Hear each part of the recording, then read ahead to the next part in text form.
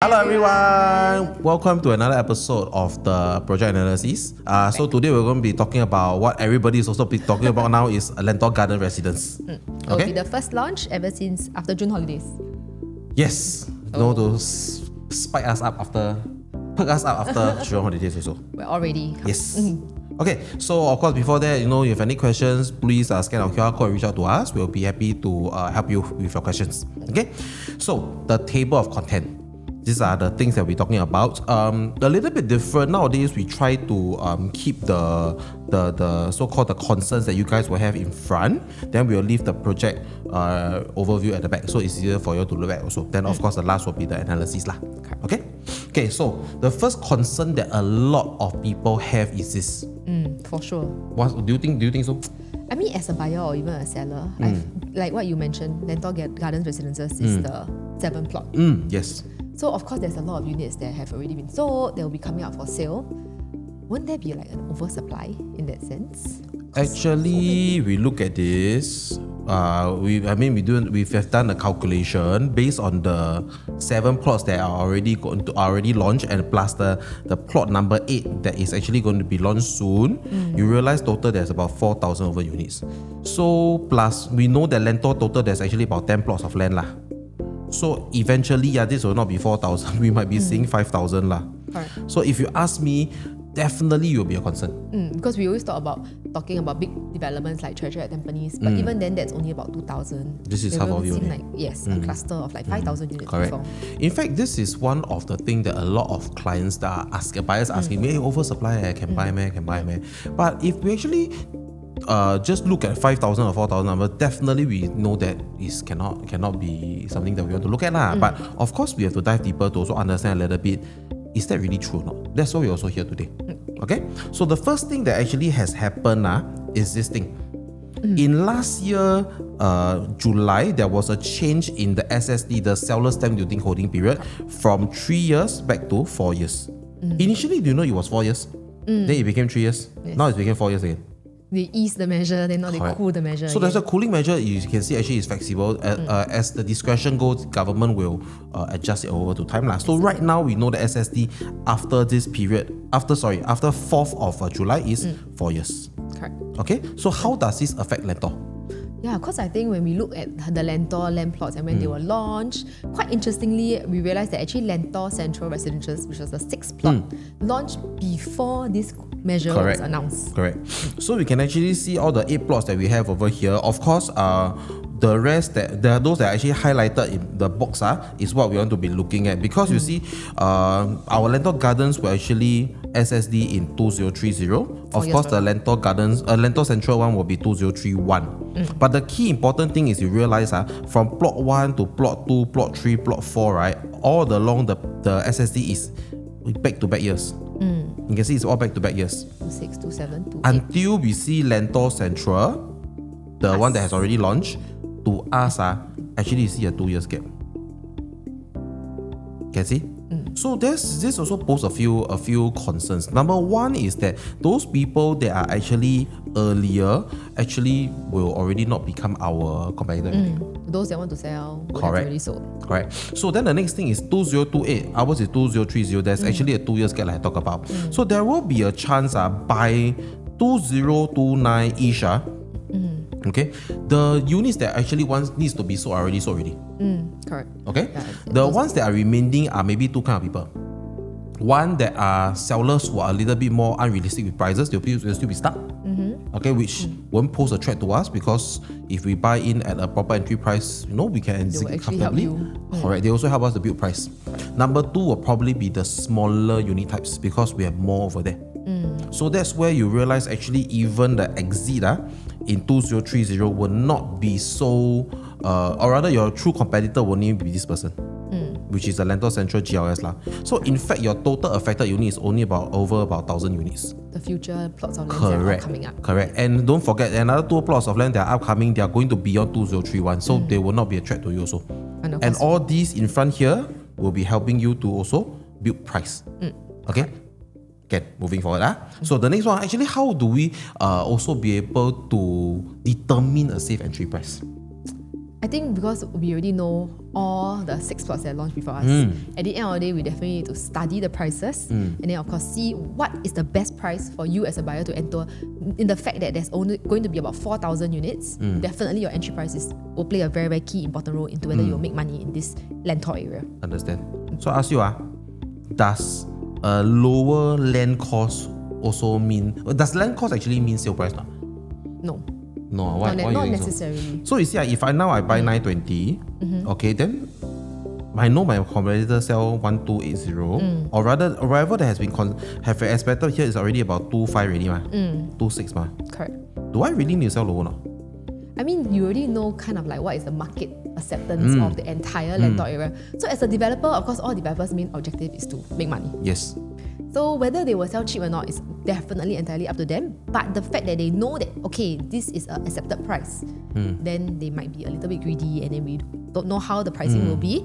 Of course, Kingsford has already told us how much Lentor Gardens will start from. But starting from is always just a marketing bit in that sense. Understand. So basically what you're telling me, we already roughly know what is the ceiling price here.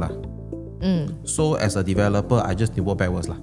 So as long as I can hit this or be close to it, maybe that's where we can be looking at.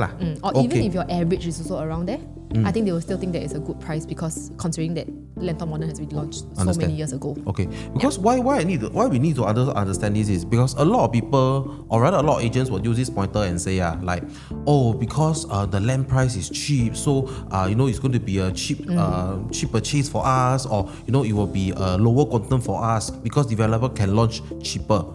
But the question here is that always true? No? Like the cheaper units will always sell cheaper, the more expensive will sell more expensive. Actually, no leh. I show you one example over here. Okay, you can actually see these two developments, okay, Jadescape and Affinity. I think both is actually quite familiar with. Both of them are under Qingjian. So if you see the Jadescape price, right, the land price is 791 and Affinity is 835.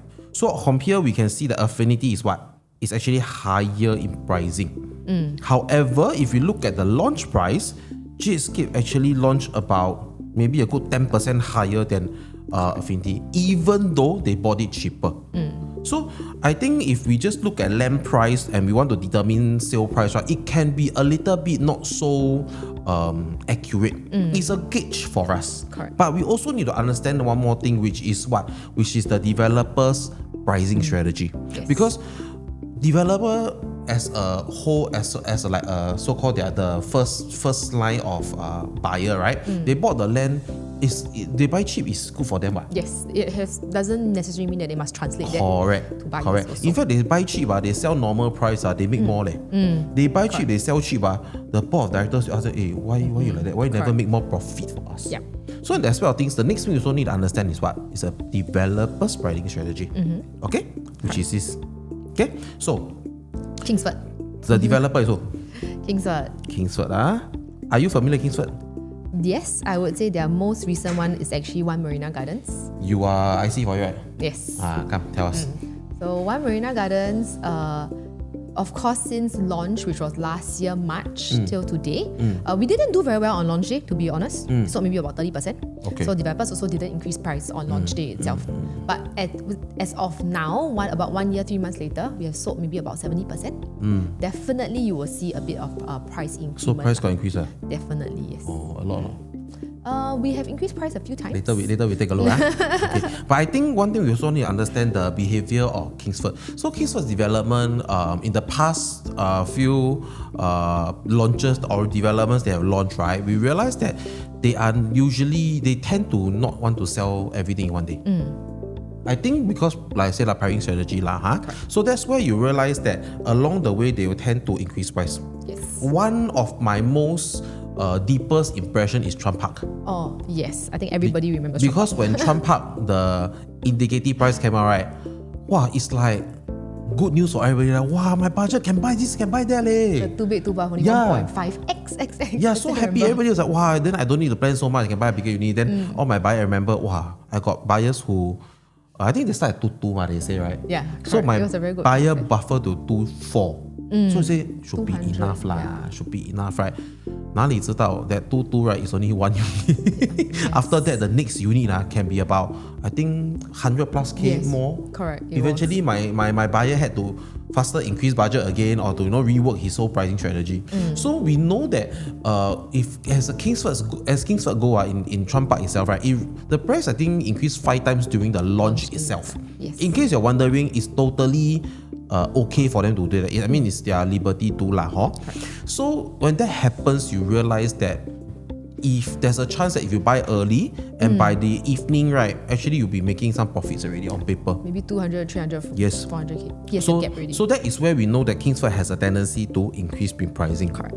And of course, OMG not so much like you mentioned. I think because also they didn't sell very well. I think they only increased 1 time only.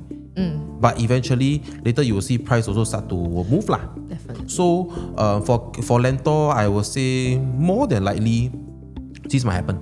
Correct. I think of Very course, high chance. they will definitely see how the crowd is like, Yes. how many checks they get, how the progress is on launch day itself. Correct. But don't be surprised if it really happens because this is really Plus, something that they really 2 done. more pointers.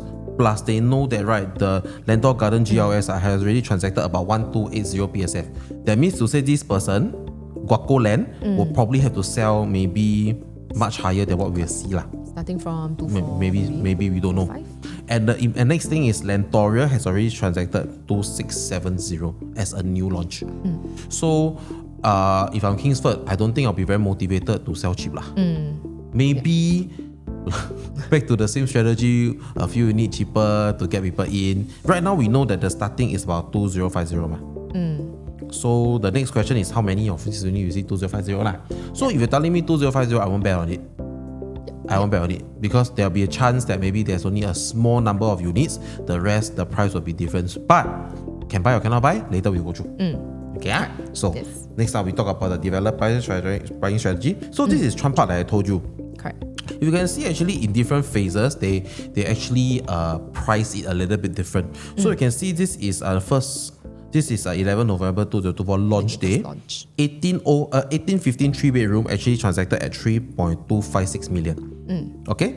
After that, post-launch 2 years later, 3.309 million for level 12. Subsequently, right now, what's available 0515 3.320. Back to their prices. So you see, the low floor, high floor now become same price. 13 floors lower, but you're paying about almost 100K more. 100K more. So Correct. that's where you actually see that for Kingsford, this is tendency that what they do towards the back of the development.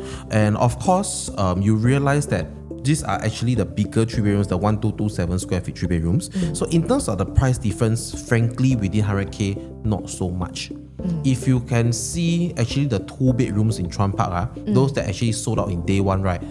Wow, I can tell you, you can see 3 different prices in the same day. Yeah, correct. Yeah, because I mean the 2-bedrooms are as wide in terms of the price gap. So developer don't just do like price increase on all unit types uniformly. They can do it based on tackle a certain type of unit types that are more hot per se, or maybe those that maybe bigger one they don't increase so much. So these are things that also we all need to observe when we are there as well.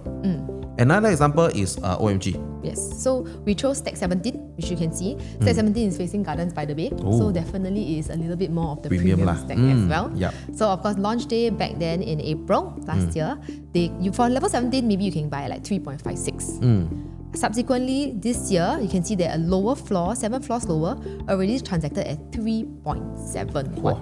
Okay. So there's almost 150 to 200K kind of difference for much lower floor. Yeah. Similarly, even their 1-bedder, you can see at the bottom, for a 28 floor, you could have bought it at 1.245. Then now, 5th floor transacted at similar price point. So 23 floors difference for a 1-bedder, you can actually get at the same price. So you can actually see in terms of the price increment there is, but it's not that much.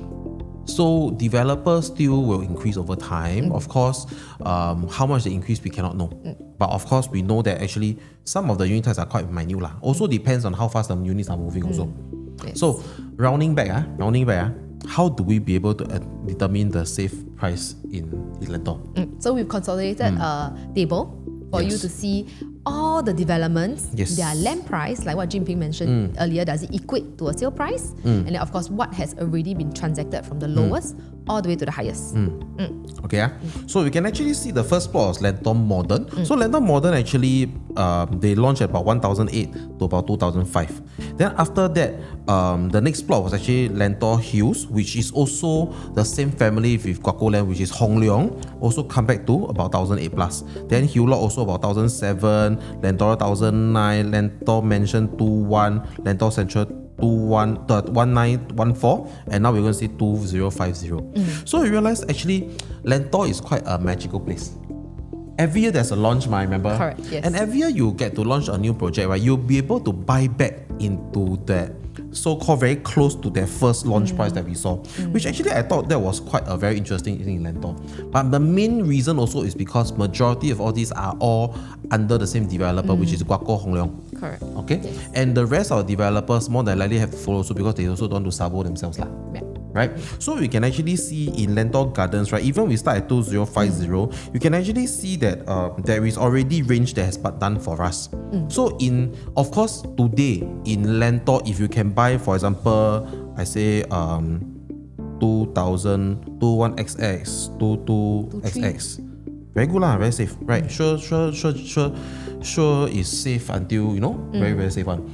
And however, if you look at this, in majority of the project, if you see, start at 2050, buy 2122, very safe. What if we are going to buy at maybe say 2425? Still can buy? You think, let's say other project, from 2000 now become 25, can buy now? Of course, the jump will feel like it's a lot, considering that it's 500 PSF. But I think if we really look back at the data of what has been done, not just that, we have to look at potentially what the next price could be. That's how you determine whether 2425 can you still enter or not. In my opinion, if even if you enter Lentor at 2425, I would say you are still not entering the highest price possible. Two main reasons. First thing of all, you see your neighbors here have already transacted prices for you, and when they resell in the future, it's only going to be higher. So you're actually riding on the wave with them. Number two advantage, our Lentor Central GLS here, this one they are going to, most likely you'll even see 28. They will be the most expensive. So plot. even if you buy 25, you still see that safety net. Plus, we have another 2 more plots coming up. Then more than likely will also launch around that same price also, because the land price usually is quite similar, plus minus. So you realize that you are not buying at the most expensive, even though it might seem like in the development you are buying the most expensive so far. But I feel even if you buy at the most expensive, at the end of the day, there will always be someone else who will set a higher benchmark than you. I think importantly, yes, of course the entry price plays a part. Of course, entering early if we can is very good. But I think importantly, you also need to see the bigger picture. What is your holding period? What's your objective of the development of property? And also maybe the unit type they're looking into, you also need to be very, very careful also lah. Yeah, and also if you don't buy in, what can you buy? Yeah, correct. Because frankly, I think this whole year, Lentor Gardens will probably be one of our most The second half, I think. price-friendly projects. Yes, correct. So, But I mean, we're not here to say like, Lentor Garden, you sure must buy lah. We're just telling you, this is what's going to be happening, and then always we want to be doing is to give your clarity lah. Okay, yes, correct. okay, shall we move on? Okay, so come, you have any questions, please scan and check in with us. Yeah. Okay. So I think we try to address as much as the problems that a lot of buyers have told us about in Lentor area. So hopefully with these kind of strategies, you'll be a bit more clear-headed when you are going to Lentor Gardens. Correct. Okay, so next up we'll go into the project details. Okay, so we already know Lentor Gardens Residences is developed by Kingsford. And then of course we have 499 units, and interestingly, we actually have 3 strata terrace houses. Correct. What do you think about the strata? Strata, good. In the whole Lentor 7 plots now, only got 3 strata. Correct. So actually I would say only got 3. Yeah. So you also need to see your Bella number. Yeah, who knows? First day sold already. Correct. And then we also have 3 shops. Yeah. So quite interesting. I think the shops will also do very well. Yeah. Okay. So location map. So you can see this is Lentor Gardens right over here. So of course we have Lentor Modern, which is already up. It's already TOP. And then that's where your nearest mall and everything is at. Yeah. So if you look at how Lentor Gardens Residences is built, right? Actually, there are a few units that will still be able to face the Hillock Park, which is something quite rare because not all the developments there will actually have such good frontage also. So all the other developments already near us, you can see how it will look like. So I think we both seen the show flat. Yes. And I think one of the things that Kingsford did very well is really the landscaping. The whole entire pool facade. You have to see it for yourself. Definitely it is one of the key standing features compared to all the other developments. Probably one of the biggest or longest pool facing that we will see. It's a 70, if I'm not wrong, 75 plus 50 meters. Yeah, something like this. Correct. So you can see like a very lagoon style kind of facing that they have in terms of the water body. And you can actually see majority of the units inside facing are all pool facing. So some form of water feature that you will see. Of course, also they've done very well. They tuck the tennis court to the furthest possible corner, so it's also quieter. Correct. Yeah. So you either see the pool, otherwise you can see the park. Then maybe only a minority of the units will actually face the low-rise landed houses also. Correct. So still quite good views. Okay. Then some of the perspective that we have. Yes, together with the 3 shelter houses. Yes, these are the unit types that we have. So ranging from 2 bed, 3 all the way to 4. Okay, so you can see the percentage that we have as well. So same thing, you realize that the 2 bedroom will take a lot of weightage. The 3 bedroom actually not as much. Okay, then of course the 4 bedroom. So it's good also, they didn't do 1 bedders. Yeah, they didn't do 1 bedders. They know that's, how. that's good.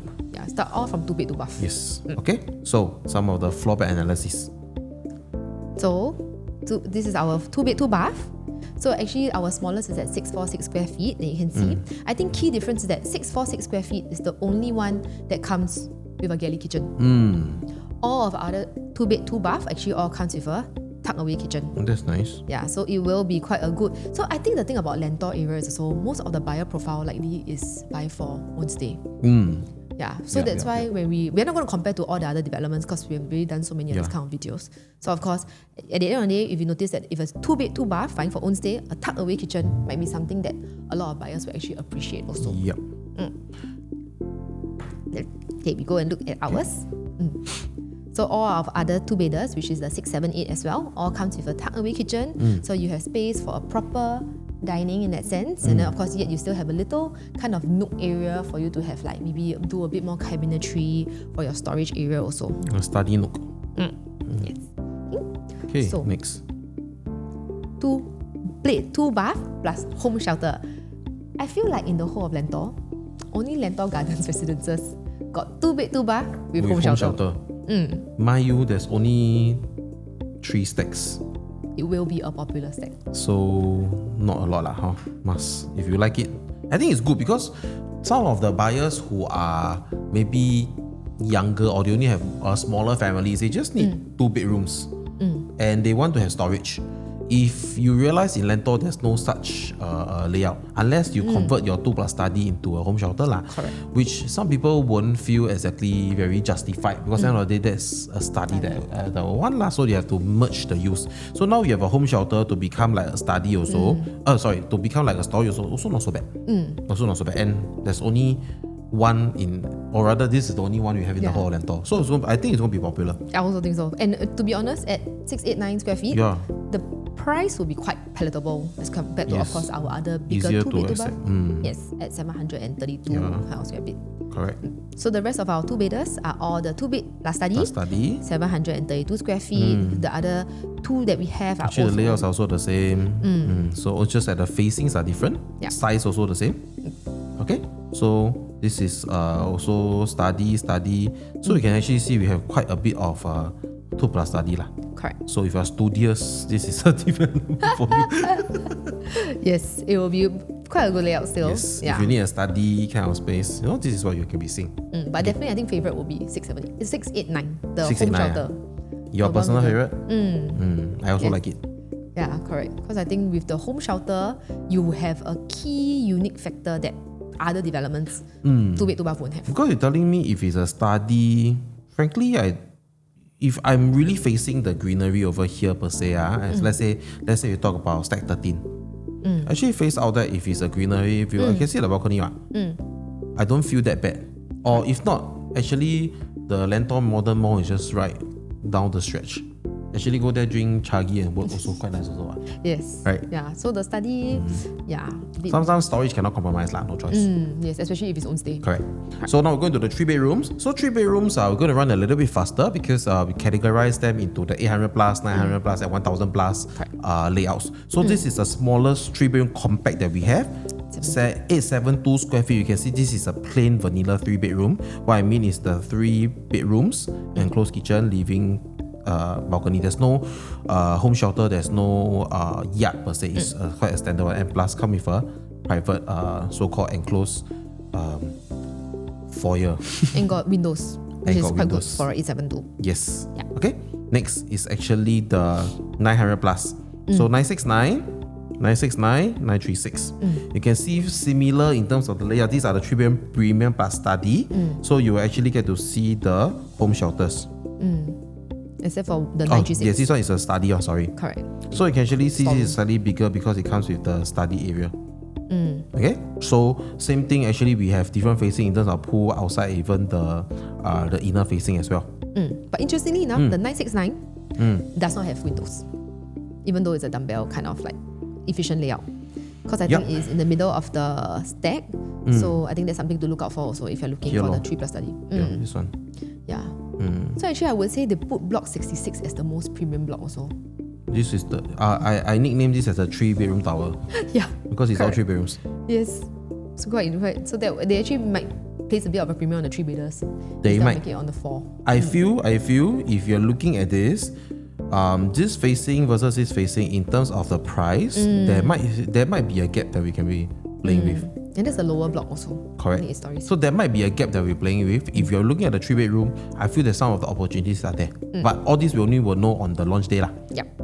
Okay. So you need us. Correct. So next one is the 1000 category. So you can actually, these are all the 3 bedroom premium. I think key difference that you will see is of course the walkway that you will see. There's actually a very big difference. In terms of layout, I don't see a much difference. Yeah. Some of them are mirror images. Yes. Okay. Then of course all your kitchen will have your windows, toilet got windows. Dry so kitchen. this is a standard layout that won't go wrong lah, I would say. Correct. Okay. Then of course we go to the 4 bedrooms. So 4 bedroom, we have 2 main types. We have the 4 bedroom compact and then of course the 4 bedroom premium. So the 4 bedroom compact, we have 2 different kind of layouts. Both are 1184. So key difference is of course only mainly in the foyer area that you will see. The home shelter lor. And the home shelter location. Correct. So this one is a bit more of a portrait kind of 4 bedroom, but you still get your dry kitchen, wet, and then of course a dumbbell kind of bedrooms, and then you still have your walk-in wardrobe. Actually nice 4 bedroom compact. I can still have a walk-in wardrobe. That not bad. Yeah. And some more dry kitchen area. So the dining area will still feel quite wide. Very spacious. Yeah. So not too bad for a 1184 4-bedder in Lentor area, I would say. Yes. For the premium, of course, then we will have the everyone's kind of favorite landscape kind of layout. Yeah. So at 1356 and 1346, really not much difference also, mainly all in the foyer area. And then of course now you actually have an extra toilet because you have a junior master. And then you still get your walk-in wardrobe also. Actually, one thing to take note, you see most of the layouts here, there are some walls actually are hackable. That means to say actually if I want to resize part of the house, I actually can. Most of Lentor projects here are mostly fixed. They're already prefab. So there's nothing much we can actually be hacking or to do adjustments to your house. For here, for Lentor Gardens, there are some, I'm going to say there'll be some that you can be doing. For example, if I want to hack down this wall to merge these 2 rooms together, I can. If I want to, for example, hack down this wall to merge my master, I can. So these are actually, I think, something interesting if you guys are looking for a bigger space, but I only need 2 bedrooms, but I want a big 2 bedroom, for example, right? This is something you all can be considering lah. Yes. Okay? Can? So, if not all this one, please scan if you have any questions for us.